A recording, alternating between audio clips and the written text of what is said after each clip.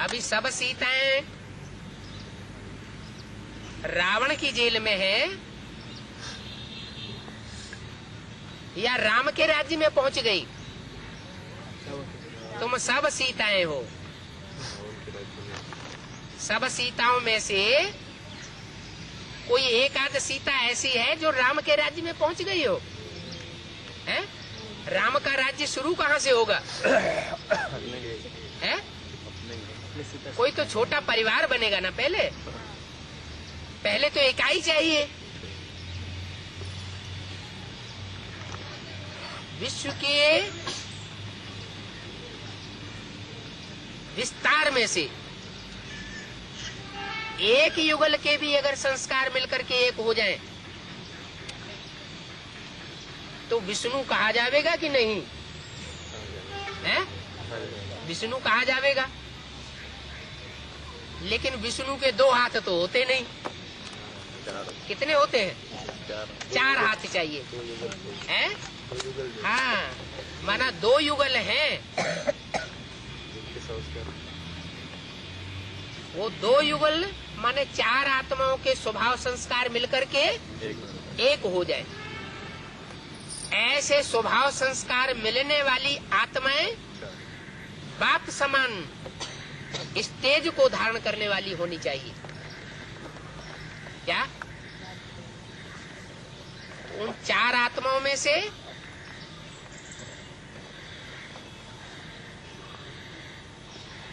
कितनी आत्माओं के लिए सीट फिक्स कर दी है? हैं? तीन आत्माओं के लिए सीट फिक्स कर दी है। 3 सीट फिक्स हो चुकी है। अव्यक्त वाणी में बोला। कौन कौन सी 3 सीट फिक्स हो चुकी है? ब्रह्मा सो विष्णु। ब्रह्मा सो विष्णु, वो तो एक ही हो गए। ब्रह्मा सो विष्णु बन जाता है, वो तो एक ही हो गए। क्या बोला है ना? क्या बोला है? कुमार का बताओ, शिव बाबा के कितने बच्चे हैं? कोई कहते हैं एक ब्रह्मा ही बच्चा है असली, कोई कहते हैं 3 बच्चे हैं। बाबा कहते हैं ब्रह्मा सो विष्णु बन जाते हैं, बाकी रहा शंकर। तो 2 बच्चे हुए ना? हैं? 2 बच्चे हुए। तो एक सीट फिक्स किसकी कर दी? ब्रह्मा की सीट फिक्स कर दी। तो क्या सीट या कुर्सी तो वो मौजूद हो और बैठने वाला प्रैक्टिकल में मौजूद न हो तो दुनिया मान लेगी? है? जैसे कुर्सी की दौड़ होती है, अब कुर्सियां खाली पड़ी रहे, कोई बैठने वाला ना हो तो दौड़ संपन्न मानी जाएगी? नहीं। तो पहली कुर्सी ब्रह्मा की बताई। सन 76 जो प्रत्यक्षता वर्ष मनाया गया था, उसके लिए पहले भी मुरली में बोल दिया था, इन लक्ष्मी नारायण का जन्म कब हुआ? सन 66 में बोला। आज से 10 वर्ष कम 5000 वर्ष हुए। माने सन 66 से पीछे चक्कर लगा जाओ तो पूरा चक्कर न लगे, 10 वर्ष कम रह जाए तो सन 66 ही होगा ना। 10 वर्ष कम रह जाए तो 76 होगा, और 10 वर्ष वो भी पूरे कर दिए जाए तो कौन सा सन आएगा? सन 66। तो सन 76 के लिए बाबा ने इशारा दे दिया था कि लक्ष्मी नारायण का जन्म रूपी प्रत्यक्षता होने का जो वर्ष है वो सन 76 है।